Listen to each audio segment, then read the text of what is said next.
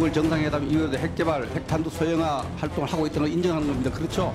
비공개 보고서에도 그런 내용들이 다 포함이 돼서 저희가 다 보고를 드렸었습니다.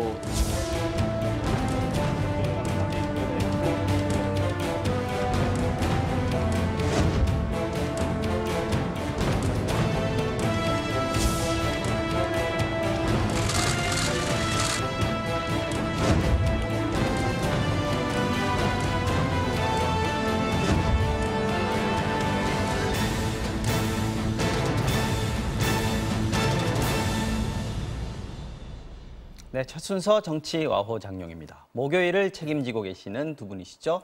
더불어민주당 박범계 의원 그리고 자유한국당의 김영우 의원 나오셨습니다. 안녕하십니까? 네, 반갑습니다. 오늘도 안녕하세요. 고맙습니다. 네. 자, 어제도 이 문제로 사실 전현희 의원하고 장재 의원 나오셔가지고 네. 어제 경론을 벌이셨어요. 네. 이거 북한의 미사일 기지 관련해서 미국과 한국이 계속 시끄럽습니다. 박 의원님. 네. 자, 관련해서 지금 국가정보원이 북한이 북미 정상회담 이후에도 핵과 미사일 관련 활동을 계속하고 있는 걸로 보인다, 추정된다 이렇게 보고를 했습니다. 논란이 되고 있는데 이거 어떻게 봐야 됩니까?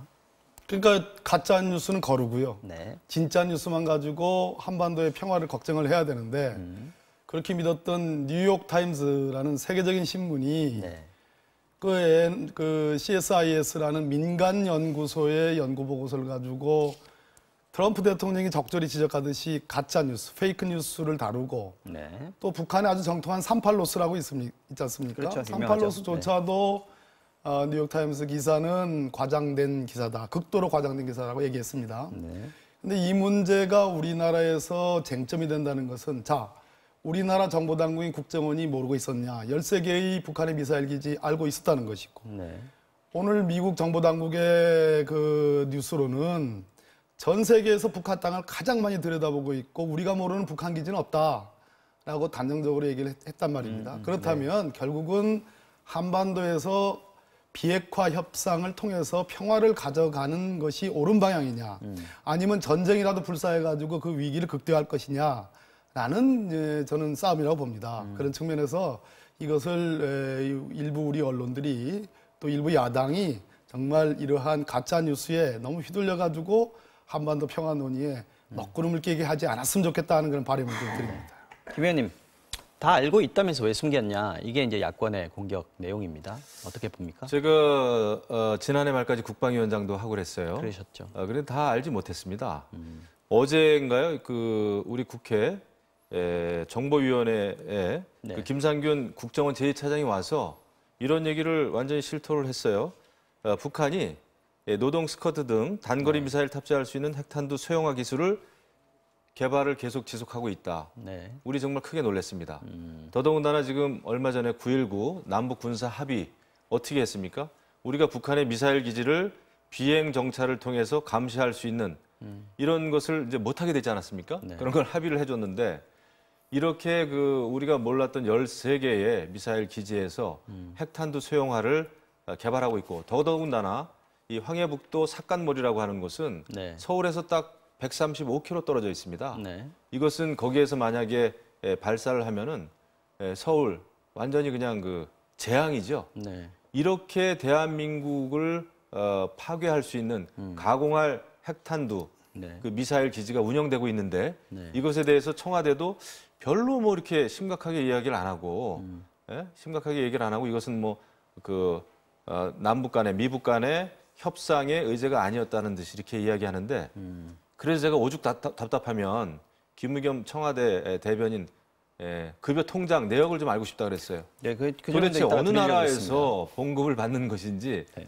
계속 북한 입장을 드는 게 청와대 대변인이 지금 해야 될 그런 게 아니잖아요. 그래서 이것은 우리가 북한한테 속는 것은 좀 분하지 않지만 우리 정부로부터 국민이 속는 거는 굉장히 저는 심각하다 이렇게 생각하죠.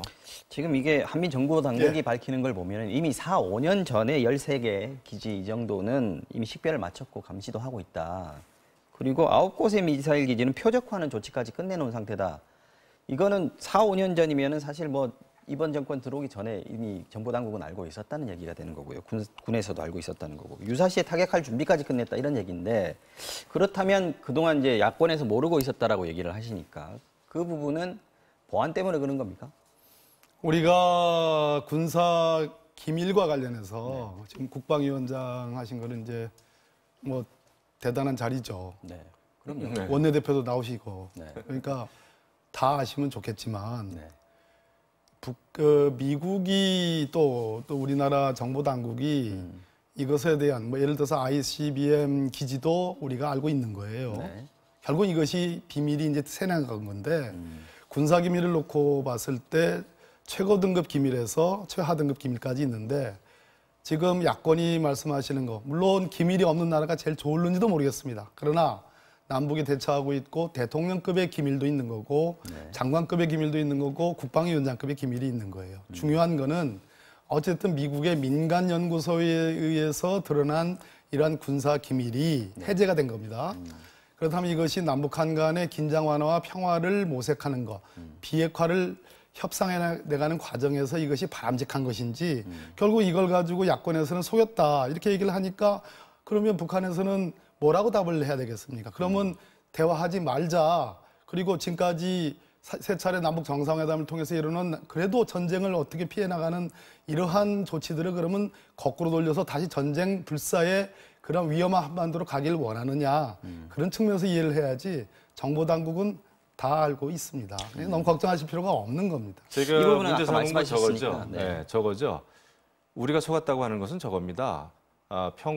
평창 올림픽을 했고 또 남북 간에 두 차례 정상회담을 했고 세 차례 했죠. 네. 그다음에 또 미북 간에 정상회담을 했고 그 주된 협상의 내용이 뭡니까? 남북 간의 긴사적인 그 긴장 이거 완화하는 거였습니다. 네. 그런데 이렇게 정상회담을 수없이 하면서 우리가 이 정상회담을 시작한 근본적인 목적과 취지는 북한의 그 비핵화인데 북한이 계속해서 여러 곳에서 핵탄두를 소형화하고 있다. 계속 핵 활동을 하고 있다. 네. 이거는 완전히 우리가 속은 거죠. 북한한테도 속았고 이 사실에 대해서 국민한테 이런 반구도 없었던 청와대로부터 문재인 정부로부터 우리는 속은 겁니다. 그것이 안타깝고 그것에 분노를 느끼는 것이지 북한의 미사일 기지 하나하나에 대해서 우리가 몰랐다는 것에 대해서는 그거는 군사 기밀이기 때문에 우리가 모를 수가 있어요. 그런데 이번에 완벽하게 속았다는 것은 이렇게 그 평화를 지향하고 북한의 핵 문제를 폐기하겠다고 해서 시작된 남북 대화, 미북 대화가 결국은 북한이 주도하는 대로 시간만 벌어주고 또 북한으로 하여금 계속해서 핵 활동 또 핵탄두 소형화 이것은 뭐 완전히 그 대남용이죠.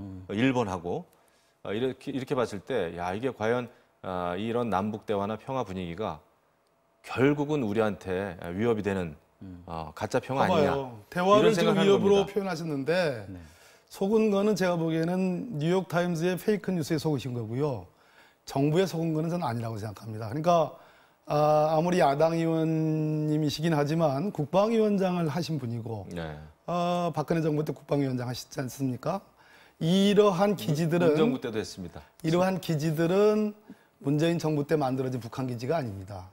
아실 겁니다. 그러면 박근혜 정부 좋아요. 우리 문재인 대통령 정부에서도 국방위원장 일부 했지만 그 전에 국방위원장 할 때 그럼 박근혜 대통령으로부터 여당 국방위원장으로서 보고받지 못한 것은 어떻게 말할 것이며 이번 뉴욕타임스의 기사의 핵심은 이겁니다.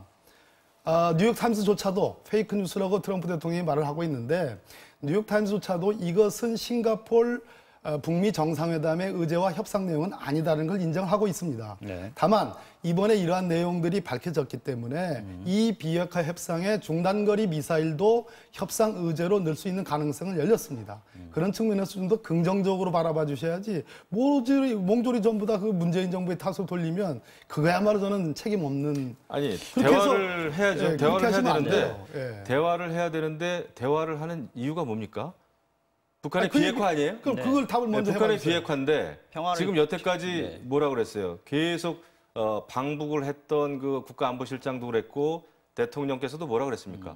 북한 김정은은 비핵화할 용의가 있다. 근데 지금은 하고 있는 과정이라는 거 아닌가요? 비핵화가 아니라 핵탄두를 소형하고 있는 것은 네. 훨씬 더 적극적인 활동이죠. 그리고 그러니까, 예. 우리가 무엇을 요구했습니까? 북한의 핵 리스트 제출해야 된다. 그렇게 아니 야당에서 얘기를 했는데 그거에 대해서는 북한의 비핵화 의지가 강력하니 협상을 하자. 그러니까 또 비핵화 대북 교류하자. 의지는 있는데 지금 아직까지 다 그럼요. 없애진 제- 않았다. 이건 제 뭐 질문에 답을 하셔야 돼요. 아니, 핵 박근혜 리스트를- 정부의 국방위원장으로서 그러면 왜 보고받지 못했습니까? 그때는 남북 정상회담을 한 적도 없습니다. 남북 그때는 정상회담을 통해서 그러니까 북한의 비핵화를 자, 제 얘기 좀 협상 들어보세요. 테이블에 올린 적도 없고 그러니까 비핵화 의지가 없었다는 거 아닙니까? 전쟁 불사 아니었습니까? 비핵화 의지가 있었죠. 근데 왜 보고받지 못했어요? 하지만 북한의 자, 김정을 그리고 믿기 위해서는 또 북한의 하나는 핵시설에 대한 확실한 핵 리스트 제가 이번에 제출해야 오늘은 좀 된다는 것이 오늘은 그냥 야당의 제가, 입장이죠. 좀 부드럽게 안 아, 하려고 국민을 좀 속인 거 작정하고 아니에요. 왔어요. 자, 국민을 속인 거 그러면 아니에요. 평화 협상이라면서요. 자, 그러면 말이죠.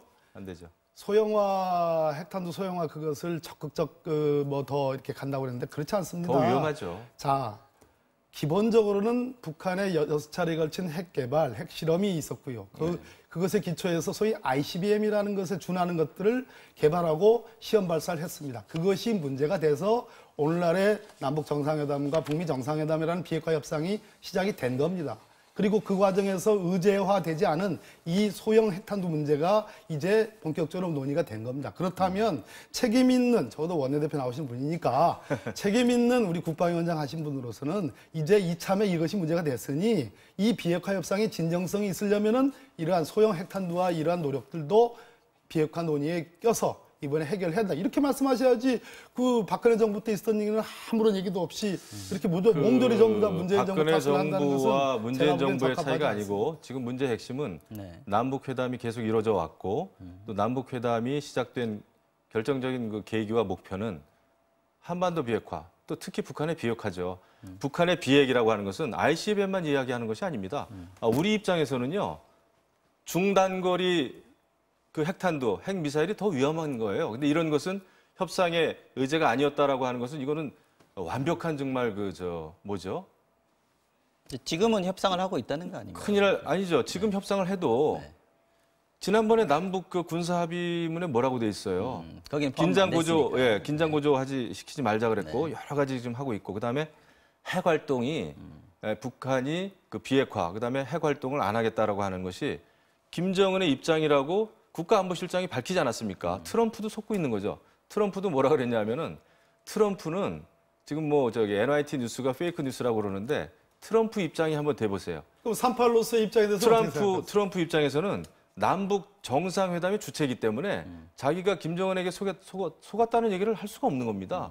그건 너무나 당연한 레토릭인데 잠깐만 두 분요. 중요한 것은 북한이 이런 시각에 대해서만 소용하고 한번 있다는 얘기를 하고 것을 넘어가죠. 우리가 직시해야 되는 네, 거죠. 잠깐만요. 지금 이제 뭐 어쨌든 가짜 뉴스다, 뭐 그 가짜 뉴스건 아니건 간에 문제다라고 하는 부분들이 계속 논란이 되고 있는데 왜 하필이면 그 CSIS가 이 시점에 그 사진을 공개하고 이 이슈화를 시키고 있느냐 뉴욕타임스가 그겁니다, 바로. 이 부분에 대해서 어쩌면 이제 지금 트럼프 대통령이 미국 내에서도 지금 위치가 그렇게 안정적이지 않지 않습니까? 그렇죠. 미국 내 강경파가 북한의 비핵화를 좀 더 압박하기 위해서 이런 그 대북 군사 압박을 재개하게 만들려는 어떤 그런 의도가 있지 않느냐 이런 분석에 대해서 두 분은 어떻게 생각하세요? 그 제가 먼저 아니 말씀을 좀 제가 할게요. 들으시죠. 예. 그 미국에 제가 뭐 워싱턴을 가서 이 한반도 비핵화 관련해서 워싱턴에 있는 미국 학자들 30여 분을 모셔놓고 장시간 회의도 하고 그랬습니다. 기본적으로 미국의 정치계의 조야는 네. 트럼프 때 그 당시만 해도 트럼프 대통령의 이 비핵화 협상에 대해서 냉소적입니다. 그것은 트럼프 대통령이 처한 미국 내 정치적 지위와도 관련이 있습니다. 여러 가지 폭로들이 나고 그런 문제들이 있었죠. 그런데 이번 저 중간 선거에서 완전히 민주당이 압승할 거라고 생각했는데 실제로 트럼프의 노력에 의해서 균형을 잡았습니다. 네. 자, 미국의 민주당이 비핵화를 찬성하느냐 반대하느냐, 공화당이 찬성하느냐 반대하느냐 그렇게 미국의 정치계가 그렇게 돼 있지 않습니다. 뉴욕타임즈는 전통적으로 미국 민주당 노선을 지지하는 그런 신문이었고 워싱턴 포스트는 공화당 쪽을 지지하는 그러한 경향이 있었습니다. 그런데 제가 보기에는 이 비핵화 협상과 관련해서 그 냉소주의적 기류를 그대로 이 민간연구소가 반영해서 민간 위성에 의한 겁니다. 미국의 군사위성이 아니고 민간 위성에 기초한 자료고 심지어 최근 거는 아닌 과거 몇 달 전 것에 최근 거는 네. 최근 거는 뭐 수풀로 덮여가지고 안 보여서 못했다라는 그런 어정쩡한 변명을 하는 거 아니겠습니까? 그럼 이것은 다 정치적 의도가 있는 겁니다. 중요한 것은 한반도 내에서 대한민국 내에서 비핵화 협상을 통해서 평화를 만들어가자는 이 분위기를 깰 거냐 아니면 정말로 이것은 굉장히 소중한 것이기 때문에 그런 기준을 유지하되 지금 새롭게 짚혀진 이 문제도 의제화해가지고 비핵화 의제에 넣어야 된다라는 건설적인 논의를 할 거냐. 이러한 관점으로 접근해야지. 그렇다면 박근혜 정부 때로 다시 돌아가자는 말씀이냐라고 저는 되묻지 않을 수가 없어요. 김영우 원내대표 후보께서도 일단 짧게 한번 이 부분만 마무리해 주시죠. 제가 지난 6년 동안 외통위 했고요. 간사도 했고 또 국방위 4년 하면서 이제 또 근 1년 한 6개월 동안 국방위원장도 했습니다. 네. 그 국방위원장 하는 동안 제가 세계 많이 다녔죠. 나토도 방문했고 미국도 조야의 그 한반도 전문가들 많이 만났죠. 또 작고하신 맥케인 상원 군사위원장도 만나서 많은 이야기를 했습니다. 강경파, 온건파의 문제가 아니라 미국이 지금 주시하는 것은 한반도의 비핵화입니다. 특히 북한의 비핵화입니다. 이렇게 비민주적인 북한 정권이 핵을 가지고 있는 것에 대해서 아주 불안하게 생각하고 있습니다. 특히 ICBM, 미국 본토를 공격할 수 있는 대륙간 탄도 미사일을 거의 한 80% 90% 성공했다고 보기 때문에 북한을 움직이기 위해서는 대북 제재가 필요하다는 게 전반적인 기류였어요. 이건 뭐 온건파, 강경파의 문제가 아닙니다.